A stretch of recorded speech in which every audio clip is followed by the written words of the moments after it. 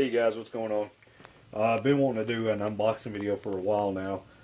Unfortunately, I had sent some books off to CGC. They arrived back yesterday. Was not here. I was at work, so I wasn't able to sign for them. So signed the slip, put it back in the mailbox. Came back today expecting to find that box, and it's not here. So got to do some digging tomorrow. Contact the post office and see where they're at. So what I figured I would do is I would do kind of a quick show of what I have as far as my slab books, and let you see what I have so far, what I'm working on. I do have another short box full of books that I would love to get submitted. Nothing too major, no Hulk 181s or anything like that. Maybe one day, fingers crossed. First book, Crisis on Infinite Earths, number 12. This is Wally West becomes the Flash. You'll notice it's a 9/8 yellow label, signed by George Perez. Super, super, super nice guy. Love having the book. Not a big fan of the cover. I don't know. It's just a little too chaotic for me, I guess. Just not a fan of the cover, but great book to have.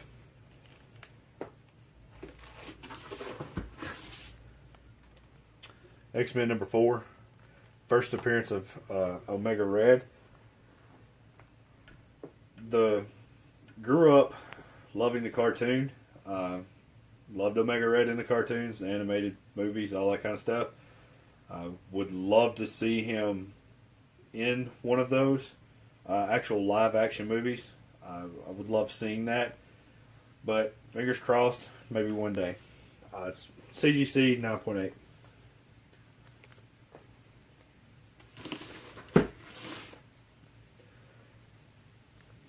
Batman number 1, New 52, first print. It's signed by Scott Snyder and Greg. I'm not going to try to pronounce his last name. I always butcher it, so I don't want to do that.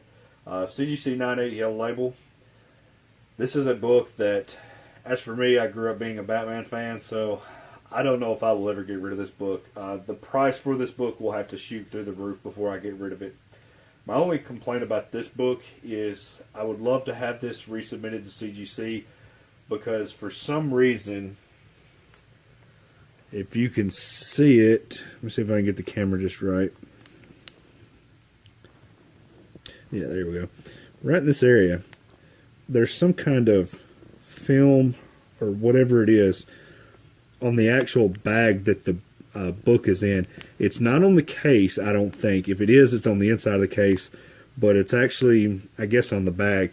So if you guys know what that is, let me know, because that's actually the second Batman book I have with that issue. This is New Mutants 100. Love this book. First appearance of X-Force.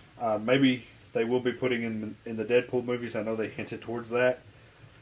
This is one of 4 books that I just got back not too long ago from CBCS.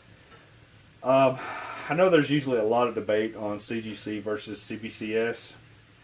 I'm still leaning a little bit towards CGC. It's not much, because there is a lot of stuff that CGC does that I'm not a fan of. Mainly right now, not being able to authorize signatures, or to me, I know CBCS and CGC both have this issue, and I don't know why they don't, fix this. But in-house pressing, to me, that seems like if you're a comic grading company, that would be a great way to make some extra money that you could do in-house. But another thing that I was not a fan about CBCS was their cases just did not seem as sturdy to me. These versus one of the CGCs I got back not too long ago, this one just does not feel as sturdy to me. Just my opinion. Now CBCS's turnaround was a lot better than CGC, but my big issue with CBCS, they do not seem to grade as strict as CGC. Now I know some of you are sitting here going, well, that company was created by a guy from CGC, they're just as good, blah blah blah blah blah. I disagree. Just my opinion. This book is a prime example, and I'll show you why. It's graded a 9.8. But if you look in this bottom corner, right here, trying to get where the camera light will see it, you can see just that corner was folded at one point, and there's a color break. I do not believe CGC would have gave this book a 9.8, in my honest opinion. I'm glad to have a 9.8, but this is one of the books I don't feel deserved a 9.8. Now, I'm sure that goes just as much for CGC. They probably do it sometimes too, but I just see it more out of CBCS sometimes. Talked to a couple guys, they kind of have the same feelings. Now, this is one, and they kind of, to me, they graded better on this one. Again, just my opinion. This book was a 9.8. Wish I could say it was a 9.9, but we know that kind of stuff doesn't happen that much. But I definitely say that this was not, well, I take that back. I probably would say this was a 9.6 as well, and I'll show you why in a second. But this is a Batman 635. First Jason Todd is the Red Hood. Found this book, oddly enough, for $2 in an antique store. Now, why am I saying this book is possibly a 9.6? For the longest time I thought it was a 9.8, but then you would get the book and you would see it in a certain light. Let me see if I can show you. It's right here. See that spine tick there in the fold? Now, this being said, those two issues on those two books may be the only reason they're marked a 9.8 and not a 9.9. I don't know. But it just seems like CGC wouldn't have had those issues graded at a 9.8. Amazing Spider-Man number 4. First appearance of Silk. This is a book that I like having. It's neat saying I have a first appearance, but they are talking about her being in the movie, the Spider-Man movie. So if this does shoot up in price, it may be worth getting rid of for me. So it's more of an investment book. I don't have many of those. I usually like to keep a lot of my books in my collection just to say that I have them.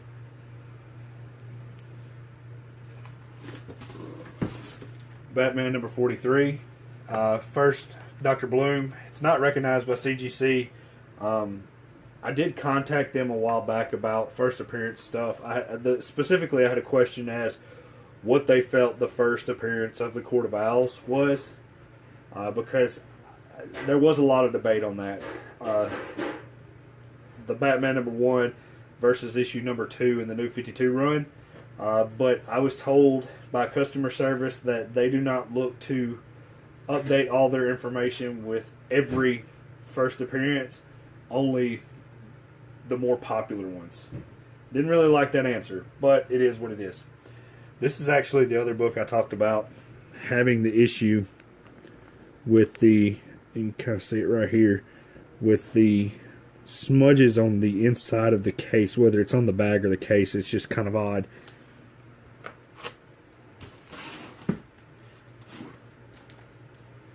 X-Files number 1, Hastings variant. Plain and simple, this book was bought because of the cover, and I love the X-Files. Cases, not the case, excuse me, the cover, the artwork is absolutely gorgeous. There is another version of this that has Mulder and Scully on the front. It too is just absolutely gorgeous. The artwork is perfection.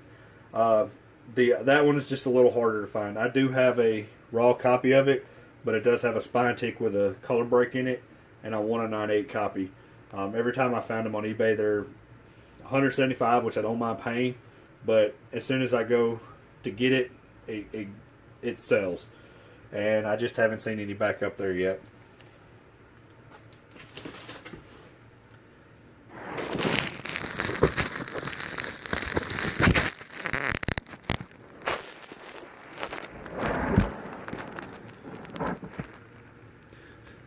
Sorry guys, the phone won't let me record 10 minutes at a time, so I'm having to do this in segments.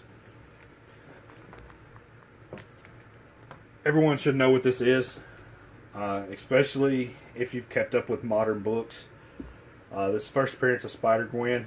Edge of Spider-Verse #2, first appearance. Sorry if that was shaky. The cat was playing with the phone. Edge of Spider-Verse #2, first print, CGC 98. You know, I know they discussed Silk possibly being in the new Spider-Man movie. I'm surprised they didn't go with Spider-Gwen, because as far as popularity, it seems like she is a little bit more popular than Silk. But I don't know. I don't make the movies. I just watch them. This is a book everyone should have in their collection. Justice League 41, sketch cover by George Perez. CGC 98 yellow label. This is one I bought at a con. I saw the book. I bought it. Did I overpay for it? I probably did. We've all been there. But he was at a Memphis con, Memphis, Tennessee con, and the local comic book store went and had him draw this. And one of the things they did was, let me get the cat off, guys. Sorry.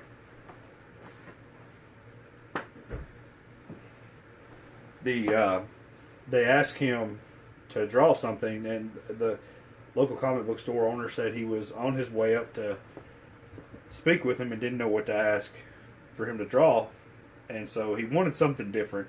So when he got up there, he said, "Martian the Manhunter," and George Perez told him, he said, "I'll be glad to do it. Thank you for picking something else. I always have to draw the same thing over and over." So, kind of a neat story.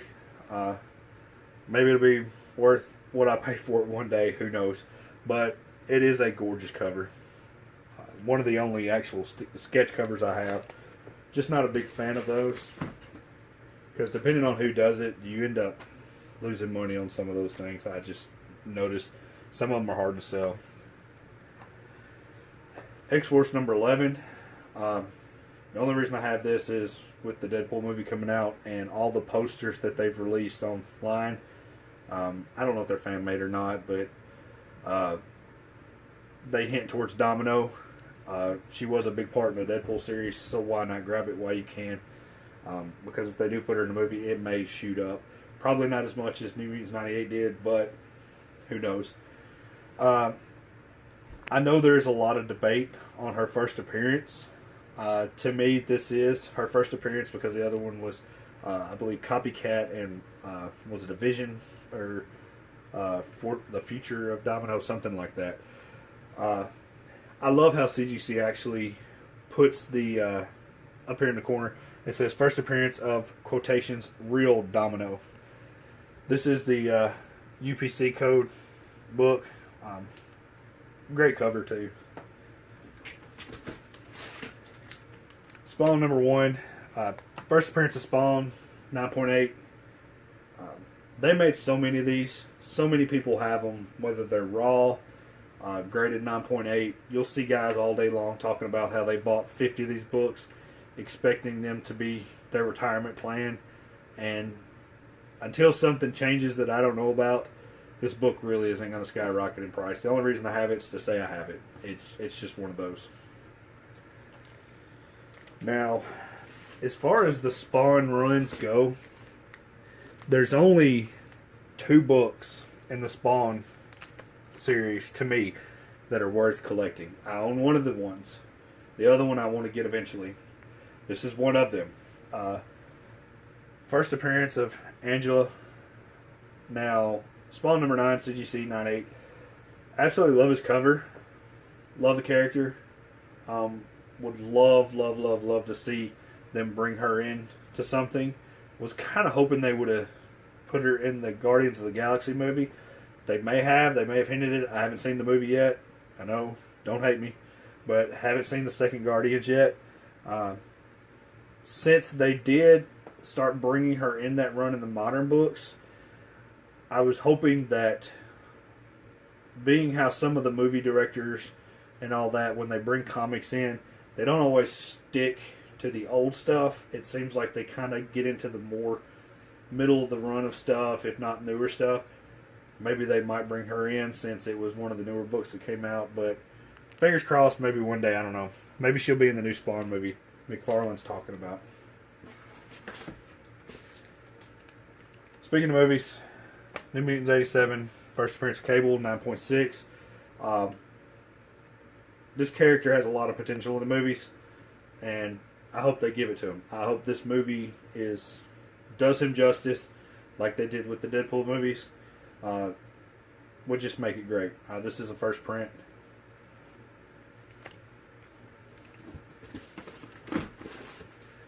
Kenny X-Men 244. First appearance of Jubilee. Up one night, really late. Auction was going on this book. It went really cheap and I bought it. Plain and simple, that's the only story behind this book. CGC 96. Amazing Spider-Man 361.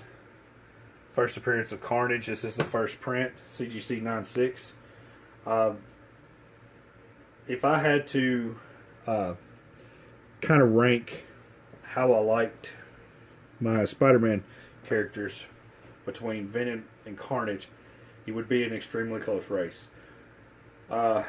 Carnage to me is just a more sadistic character, and I just think it's a little bit more fun. I don't know why. Maybe that's the dark side of me somewhere deep inside. I got issues, I guess. But I just love Carnage. This book would have to go pretty high in price for me to get rid of it. I know they did announce the Venom movie. With Homecoming, the Venom movie, everything. Would love to see a tie-in with Carnage in there somehow. I think it would just make for a great movie. X Factor number 6. First appearance of Apocalypse. Really hated what happened with this book. When the movie first started coming out for the X-Men movie, the price went up on it. They started releasing the pictures. Movie came out, and the price dropped on this book. It just wasn't received very well. Still love having this in my collection. Will always love having this in my collection.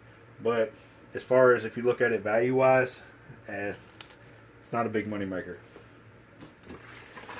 And a lot of my collection is more for me personally than it is for any resale. Very few of my books do I have for resale, but I still like to keep an eye on them price-wise, because if that way, in case something does shoot up, I might be able to sell it off. I hate getting rid of it, but it might open the door for something better in the long run. New Mutants 98, 9.4. You shouldn't have to ask what this book is. This book will be in my collection forever, just because of the sentimental value. This is the first graded book I bought. This was before the movie, and I think I gave $150 for this, maybe. I think that's about right. So, would love to have a 9.6 or 9.8, and I thought about selling this one, and I can't bring myself to do it. So I'll probably invest in that in the future. I may send this off to get pressed and see how it comes back. Regardless, it would hurt me to go down, but if it came back the same, I wouldn't be hurt. I'd be out a little bit of money, but it wouldn't hurt me because I still have my book.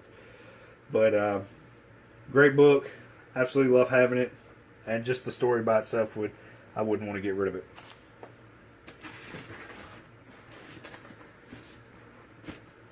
This is one of the other books I talked about that I had submitted to CBCS. Tales of Teen Titans number 44. Paid $2 for this book. Also gave $2 for another copy of this book. This one came back in 9.2 when I sent it off. The other one came back in 8.0, and I traded it off. First appearance of Nightwing. Love having it. And to me, right now, the value of it, I thought about selling this off to get something else. As far as more of a... now, this is... Batman-wise, this is a key, yes. But sending it off as far as to get another more important Batman key to me, I thought about it. But the value of the book right now versus what the story is behind the book does not justify me selling the book. The only other book I don't have out here is we have a CGC... sorry about that, guys. The video cut off. What I was talking about was the value of the book versus something else in the story. I just can't get rid of it. The story behind getting the book was just great.